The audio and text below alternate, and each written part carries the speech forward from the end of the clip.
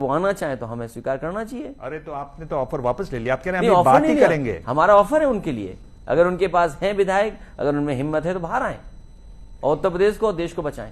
क्या आप राहुल जी से नाराज, बहन जी से नाराज, ओवैसी साहब से नाराज, राजभर साहब से नाराज, तो विपक्षी एकता की जो माला है वो आपकी नाराजगी के बिना तो बुनी नहीं जा सकती। तो क्या मोदी जी को हटाने के लिए आप अपनी नाराजगी कुछ कम करके किसी एक नेता के नाम पर सहमत हो सकते हैं कि राहुल जी हो जाएं, या बहन जी का ही नाम आ जाए तो उनके नाम पर सहमत हो जाए? कोई गुंजाइश है? राजनीति में नाराजगी नहीं है, अपने अपने सिद्धांत से बंधे लोग हैं हम अपने फैसलों से बंधे लोग हैं। और बहुजन समाज पार्टी हमेशा बीजेपी का साथ देती है, या और लोग हैं समाजवादी पार्टी को टारगेट करते हैं, समाजवादी पार्टी बीजेपी से लड़ रही है। आप ये सवाल उनसे पूछिए कि जब समाजवादी पार्टी इतनी बड़ी लड़ाई लड़ रही है तो आप समाजवादी पार्टी का सहयोग क्यों नहीं करते हैं, आप बीजेपी का साथ क्यों देते हैं? आप 2022 में सांसद थे और चुनाव के बाद विधायक की पद पर रहे, सांसद के पद से इस्तीफा दे दिया, तो ये क्या सिंबल है कि 24 में आप उस रेस में नहीं है जिसमें नीतीश कुमार जी या ममता जी या बाकी लोग हैं? आप उस रेस से बाहर मानते हैं खुद को? नहीं, सांसद चुनाव फिर लड़ जाएंगे तो आप मानोगे मैं रेस में आ गया, फिर ये माना जाए कि आप रेस में हैं? नहीं, चुनाव तो क्यों नहीं लड़ा जाएगा, चुनाव तो लड़ाएंगे और हम क्या करेंगे। पर मैं ये पूछ रहा हूं अखिलेश जी, आप क्यों नहीं रेस में नहीं हूं लेकिन मैं चुनाव लड़ूंगा। पर मैं पूछ रहा हूं अखिलेश जी, आप क्यों नहीं सीधा कहते कि मैं प्रधानमंत्री पद का उम्मीदवार हूं? मैं इसलिए कह रहा हूं कि अगर आप ये कहते हैं तो आप यूपी के वोटरों को कह सकते हैं कि आप हमें वोट दो, अगला वोट प्रधानमंत्री के लिए होगा जो यूपी का होगा। मैं इतना बड़ा सपना नहीं देखता हूं, और मैंने केवल ये सोचा था कि उत्तर प्रदेश में काम करूंगा और कम से कम वो काम करके दिखाऊं जो दिल्ली की सरकार नहीं काम कर सकती, और मैं उसमें कामयाब भी रहा। जब मुझे मौका दिया नेताजी ने, पार्टी ने काम करने का, तो मैंने वो अच्छे काम करके दिखाए, शायद दिल्ली सरकार भी उत्तर प्रदेश में वो काम नहीं कर पाई। पर आपको नहीं लगता कि अगर यूपी के लोगों में ये भाव आए कि हमारे वोट से हमारे प्रदेश का ही व्यक्ति प्रधानमंत्री बनेगा तो आपको वोट ज्यादा मिल सकते हैं? मैं अब उस रेस में नहीं हूं, मैं केवल ये चाहूंगा जो रेस में है उनकी मदद करूंगा। मैं ये नीतीश कुमार की बात है, वो ये कह रहे हैं। नीतीश कुमार के हवाले से जेडीयू का बयान, अगर विपक्ष मिलकर लड़े तो 2024 में बीजेपी को 50 सीटों पर समेटा जा सकता है। वो ठीक कह रहे हैं, और यही अगर विपक्ष एक साथ जुट जाएगा, साथ खड़ा हो जाएगा, तो बीजेपी मुकाबला नहीं कर पाएगी, क्योंकि आज भी परसेंटेज ऑफ वोट जो बीजेपी को मिल रहे हैं वो कम मिल रहे हैं। अगर हम तुलना करें तो विपक्ष के पास वोट ज्यादा है, और विपक्ष को केवल किसी व्यक्ति को नहीं हटाना है। आप भारतीय जनता पार्टी का देखिए ना फैसले, नोटबंदी का किया और कहा कि कालाधन खत्म हो जाएगा, भ्रष्टाचार खत्म हो जाएगा। जीएसटी से कुछ व्यापारियों को या बड़े पैमाने पे व्यापारियों को लाभ हुआ, लेकिन छोटे दुकानदार, उनको कारोबार ठप हुआ। आपने कुछ संस्थाओं को मदद करने के लिए जीएसटी जिस तरीके से बार बार आपने चेंज की है, आपकी जीएसटी काउंसिल में बार बार आप मॉडिफिकेशन कर रहे हो आप। इसी तरह जितने फैसले लिए, 3 काले कानून लाए आप किसानों के खिलाफ, किसानों को न जाने कितना धरना देना पड़े, कितने किसानों की जान गई। आप मजदूरों के खिलाफ फैसला लिए, आप मजदूरों, कोविड के बहाने आपने मजदूरों के लिए जो कानून बने थे उन कानूनों की आपने धज्जियां उड़ा दी। आप इन्वेस्टमेंट की बात कर रहे हैं लेकिन इन्वेस्टमेंट नहीं आ रहा, और फिर जो बैंकिंग सिस्टम है आप उसको कोलैप्स कराना चाहते हो आप। आगे रैपिड फायर राउंड के 5 सवाल अखिलेश यादव के साथ प्रेस कॉन्फ्रेंस जारी है।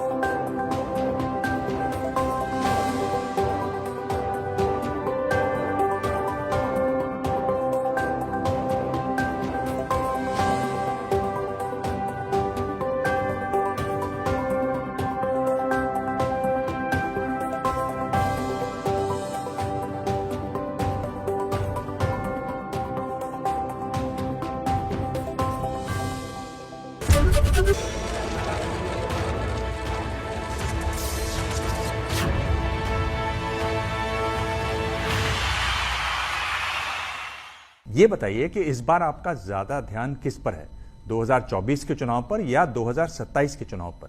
मेरे फोकस में दोनों चुनाव हैं, 24 और 27 दोनों। और हम पे काम क्या है? हम पे तो केवल एक काम है कि समाजवादी पार्टी को बड़ा करें और भारतीय जनता पार्टी से मुकाबला करें, भारतीय जनता पार्टी का झूठ जनता तक पहुंचाएं कि झूठ बोलते हैं। आखिरी सवाल, आपकी बड़ी दोस्ती है, आप एक दूसरे की बड़ी प्रशंसा करते हैं, इस समय दूसरी पारी में हैं मुख्यमंत्री जी, कैसे आंकते हैं आप उनकी दूसरी पारी को?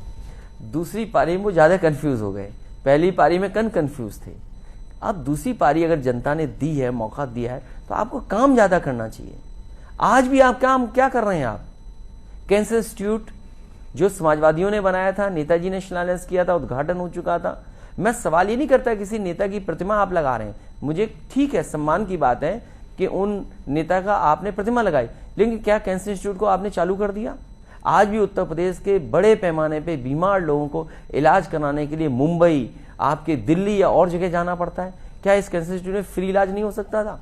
तो आप प्रतिमा तो लगा रहे हैं अपने लीडर के नाम पर, कम से कम उसमें बजट इतना दे दो जिससे कि वहां पर गरीबों का इलाज हो जाए। इनके खुद के मंत्री ये कह रहे हैं कि इरिगेशन डिपार्टमेंट में कोई हमें सम्मान नहीं देता, अधिकारी सम्मान नहीं देते क्योंकि मैं किसी जाति से आता हूं। ये आरोप लगाया उनके मंत्री ने। प्राइमरी एजुकेशन ठप है, किताबें नहीं ला पाए आप, क्या बच्चे पढ़ेंगे? और सब बच्चे छोड़ करके जा रहे हैं, सब प्राइवेट इंस्टीट्यूशन में चले जा रहे हैं। आपके जो इंटर के स्कूल्स हैं उनकी क्या हालत है? आप बहुत सी चीजें गिनाने को हैं। मैं देख रहा हूं कि आप दोनों का प्रेम बरकरार है। नहीं, विपक्ष का और सत्ता पक्ष का यही प्रेम होना चाहिए, तभी जनता को लाभ मिलेगा।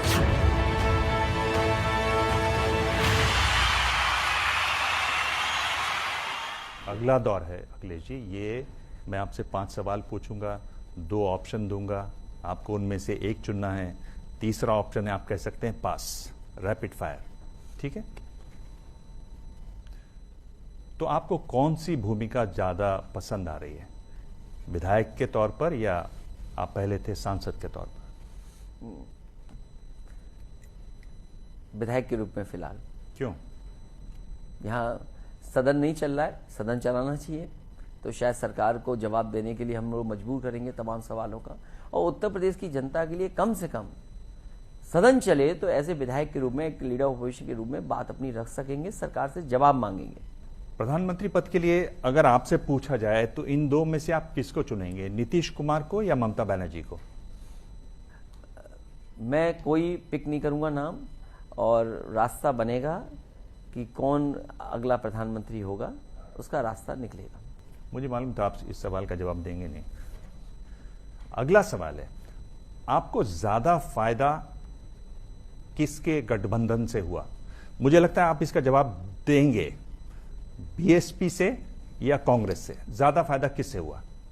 मैं अब इन दोनों दलों का साथ कम लूंगा। मुझे नहीं लगता कि हम इन दलों के साथ गठबंधन में जा पाएंगे। तो मतलब आप बताना नहीं चाहते कि इनमें से ज्यादा फायदा जो किससे? पिछली बार मैंने गठबंधन किया उससे समाजवादी पार्टी को ज्यादा लाभ पहुंचा। यूपी में चुनाव जीतने के लिए क्या ज्यादा जरूरी है, जातिगत समीकरण या विकास? विकास, और विकास के साथ जाति समीकरण। ये तो दोनों ले लिया आप। नहीं, आपने ऑप्शन ही दोनों दिए तो मैंने कहा दोनों जोड़ दूं।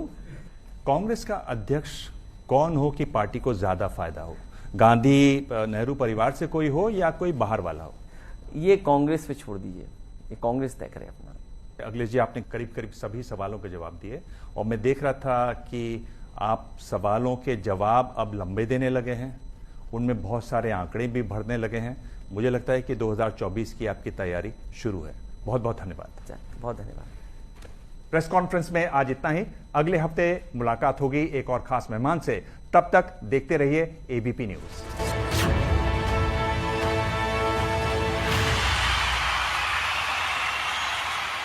मैं लाई हूं वो मुद्दा। उज्बेकिस्तान में 15 से 16 सितंबर को होने वाली एससीओ समिट में हो सकती है प्रधानमंत्री नरेंद्र मोदी और चीन के राष्ट्रपति शी जिनपिंग की मुलाकात।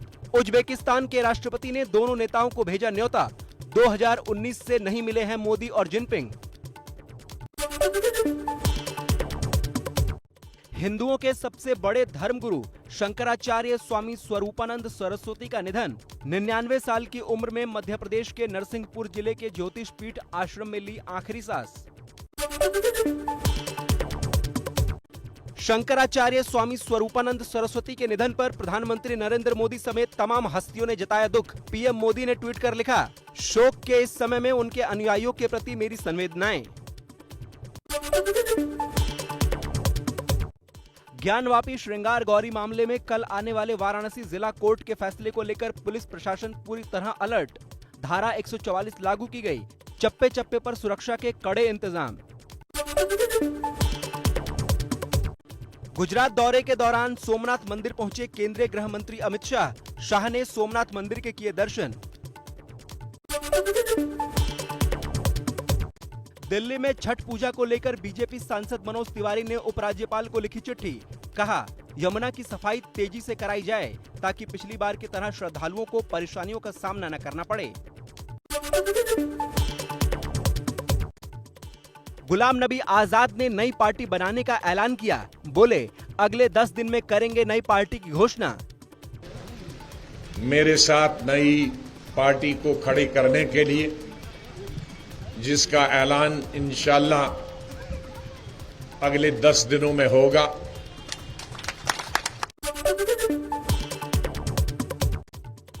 कांग्रेस छोड़ने के बाद गुलाम नबी आजाद ने कश्मीर में की पहली रैली। गुलाम नबी ने बारामूला रैली में कांग्रेस पर जमकर बोला हमला। लीडर अपोजिशन लोकसभा का हो 75 साल से, बदकिस्मती से कांग्रेस के दौरान जो लीडरशिप है, जिनके साथ मेरी लड़ाई हुई, उनके वक्त में लीडर अपोजिशन बन ही नहीं पा रहा था।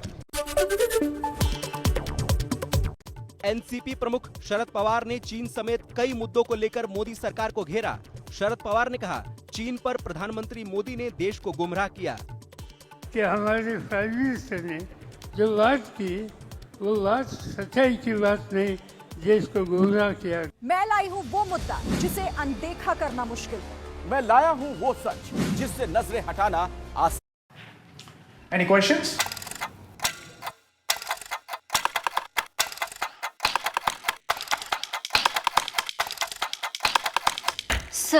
Sir, class.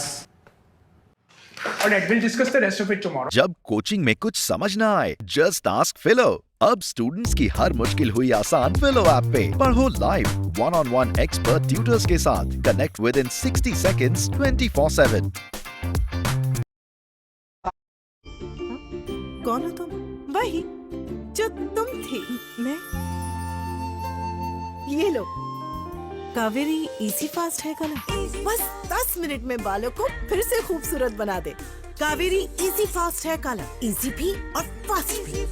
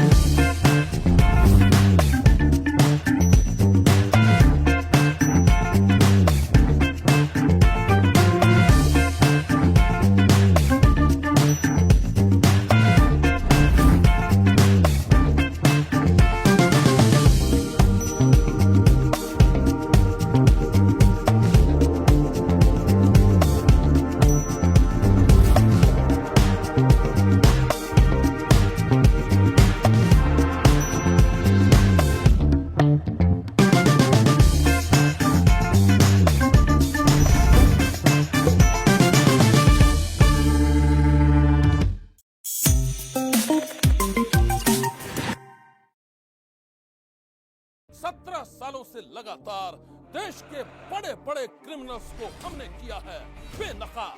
तभी आज दुनिया ने माना है इसका लोहा। वर्ल्ड बुक ऑफ रिकॉर्ड्स में दर्ज हुआ सनसनी का नाम। इस सफर और इस मुकाम के लिए आप सभी का शुक्रिया। एबीपी न्यूज आपको रखे आगे।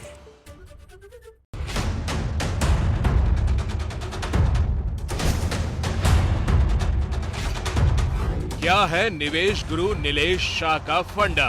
निवेश के फैसले लेने में एक लालच और भय दोनों से इक्वी डिस्टेंस रहना चाहिए। फंड का फंडा मास्टर क्लास देखिए रविवार दोपहर 1:37 पर। हेडलाइंस के प्रस्तुतकर्ता ली फूड हेल्थ केयर लिमिटेड, जिसको आपके विश्वास ने बनाया है देश की सर्वश्रेष्ठ फार्मास्यूटिकल कंपनी। सह प्रायोजक K2 Xenox के intelligence deal with hexagonal molecular bonding. Laborate pharmaceuticals India limited, जिसपे पूरा इंडिया करता है विश्वास। सलूजा गोल्ड TNT सरिया, मजबूती सब कुछ है।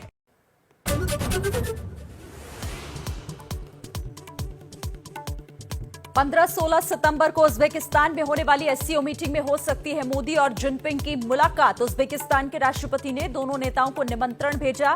2019 से नहीं मिले हैं मोदी और जिनपिंग।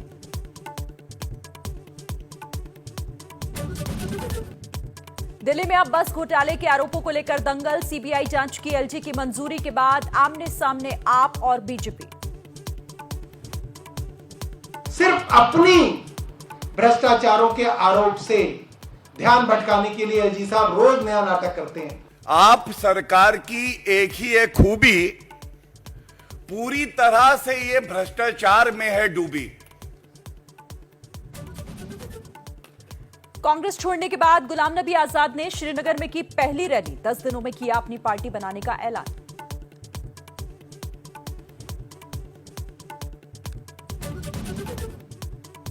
नहीं रहे हिंदुओं के सबसे बड़े धर्मगुरु शंकराचार्य स्वामी स्वरूपानंद सरस्वती। 99 साल की उम्र में मध्य प्रदेश के नरसिंहपुर में आश्रम में ली आखिरी सांस। दूध और में चीनी मिला दो, बहुत अच्छा हो जाता है। मेरे संबंध वैसे थे, वैसे हैं, वैसे ही रहेंगे। आप इसमें दूध है या चीनी है? मैं चीनी भी हूँ, दूध भी हूँ। योगी जी भी दूध और चीनी दोनों है। प्रेस कॉन्फ्रेंस आज शाम 7:35 दूध और में चीनी मिला दो। एबीपी न्यूज देख रहे हैं आप, मैं हूं आपके साथ शीरीन। हिंदुओं के सबसे बड़े धर्मगुरु शंकराचार्य स्वरूपानंद सरस्वती का निधन हो गया है। 99 साल की उम्र में उन्होंने मध्य प्रदेश के नरसिंहपुर जिले में अपने आश्रम में अंतिम सांस ली। स्वामी स्वरूपानंद सरस्वती ऐसे धर्मगुरु थे जिन्होंने स्वतंत्रता संग्राम से लेकर आजादी के बाद देश के हालात देखे और उन पर खुलकर अपनी राय व्यक्त की। स्वरूपानंद सरस्वती आजादी के आंदोलन के दौरान जेल भी गए। आइए देखते हैं स्वामी स्वरूपानंद सरस्वती के जीवन से जुड़ी हुई 7 कहानियां। जगत गुरु शंकराचार्य श्री स्वामी स्वरूपानंद सरस्वती जी देश के 2 मठों द्वारका एवं ज्योतिर्मठ के शंकराचार्य रहे। स्वामी स्वरूपानंद सरस्वती का जन्म मध्य प्रदेश राज्य के सिवनी जिले के जबलपुर के पास दिघोरी गांव में ब्राह्मण परिवार में हुआ था। उनके माता पिता ने उनका नाम पोथीराम उपाध्याय रखा था। महज 9 साल की उम्र में उन्होंने घर छोड़कर धर्म यात्रा शुरू कर दी थी। इस दौरान वो उत्तर प्रदेश के काशी भी पहुंचे और यहाँ उन्होंने ब्रह्मलीन श्री स्वामी करपात्री महाराज वेद वेदांग से शास्त्रों की शिक्षा ली। आपको जानकर हैरानी होगी कि साल 1942 के इस दौर में वो महज 19 साल की उम्र में क्रांतिकारी साधु के रूप में प्रसिद्ध हुए थे। जगत गुरु शंकराचार्य का 99वां जन्मदिन 3 सितंबर को ही हरियाली तीज के दिन मनाया गया था। एक तरह से शंकराचार्य शतायु हो चुके थे। 3 सितंबर को आश्रम में जगत गुरु शंकराचार्य का भव्य जन्मोत्सव मनाया गया, जिसमें मध्य प्रदेश के पूर्व मुख्यमंत्री कमलनाथ ने भी शिरकत की थी और महाराज श्री का आशीर्वाद लिया था। इसके अलावा राज्यसभा में कांग्रेस के सांसद विवेक तनखा और दिग्विजय सिंह ने भी ट्वीट कर शंकराचार्य को जन्मदिन की बधाई दी थी। शंकराचार्य स्वरूपानंद सरस्वती ने 9 साल की उम्र में अपना घर छोड़ दिया था, जिसके बाद उन्होंने भारत के प्रत्येक प्रसिद्ध तीर्थ स्थान और संतों के दर्शन करते हुए काशी पहुंचे। कम ही लोग जानते होंगे कि स्वामी स्वरूपानंद सरस्वती को आजादी की लड़ाई में वाराणसी में 9 और मध्य प्रदेश की जेल में 6 महीने की सजा भी काटनी पड़ी थी। इस दौरान वो करपात्री महाराज के राजनीतिक दल राम राज्य परिषद के अध्यक्ष भी थे। स्वामी स्वरूपानंद 1950 में दंडी सन्यासी बनाए गए और उसके 31 साल बाद यानी 1981 में उन्हें शंकराचार्य की उपाधि मिली। 1950 में ज्योतिष पीठ के ब्रह्मलीन शंकराचार्य स्वामी ब्रह्मानंद सरस्वती से दंड सन्यास की दीक्षा ली और स्वामी स्वरूपानंद सरस्वती नाम से जाने जाने लगे। पिछले साल जब शंकराचार्य स्वामी स्वरूपानंद सरस्वती महाराज का 98वां जन्मदिन था, तब सर्व ब्राह्मण समाज गोटेगांव ने उनका 98 फीट लंबे तिरंगे से सम्मान किया था। उनके लिए ऐसा करने की वजह भी बेहद शानदार रही, क्योंकि शंकराचार्य स्वतंत्रता संग्राम सेनानी भी थे। देश की आजादी में उनका योगदान था। अंग्रेजी शासन के खिलाफ लड़ाई की वजह से उन्हें जेल में कैद भी किया गया था। शंकराचार्य स्वामी स्वरूपानंद सरस्वती ने अयोध्या में राम मंदिर के भूमि पूजन के मुहूर्त पर सवाल उठाए थे। उन्होंने कहा था कि राम जन्मस्थली पर मंदिर का निर्माण भव्य अंकोर वाट की मंदिर शैली में होना चाहिए, मगर इसमें परेशानी अयोध्या में स्थित उस गर्भगृह की है जो संकरी गलियों में मौजूद है। वेदों में कहा गया है कि भूमि पूजन का शुभ मुहूर्त होना चाहिए। इन दिनों देव शयन पर है, कुछ शुभ कार्य नहीं किया जाता। ये काम 2 महीने बाद भी हो सकता था, जब देव उठानी ग्यारसी हो जाती।